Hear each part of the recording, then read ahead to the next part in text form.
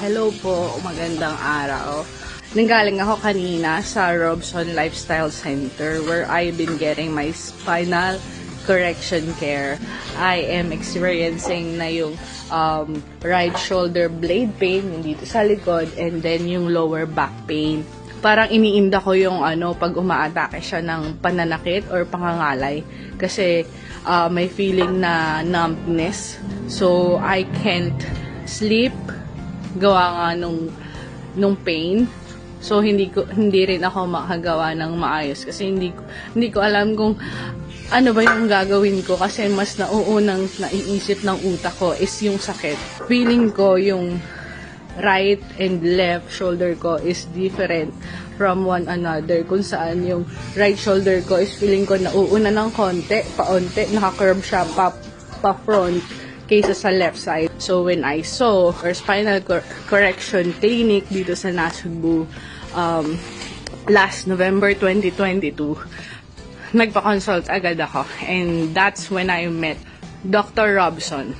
Right after nung nalaman ko at nagpa-schedule nga ako, nung na-meet ko siya, meron akong initial examination.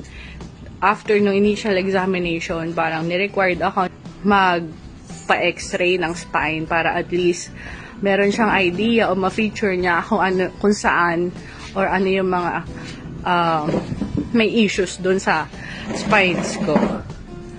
So, nung nagpa-schedule ako ng mga sessions for adjustment and spinal care, I am thinking and hoping na mawala o ma-relieve yung pain na nararamdaman ko paminsan-minsan or pag sobrang trabaho na.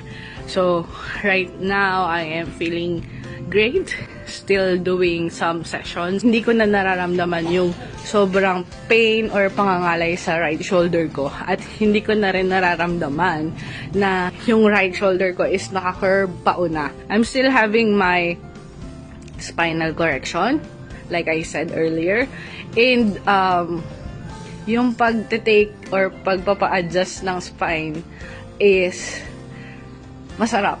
Masarap sa feeling kasi na-relieve talaga yung pain. At first, talaga is scary kasi maririnig mo yung tumutunog yung mga buto mo, na akala mo mga angalas na siya or nagbe-break apart na siya. But no, it's just some joint popping sounds na mga air pressures between the bones in the spine. Totally say na safe naman siya and totally harmless.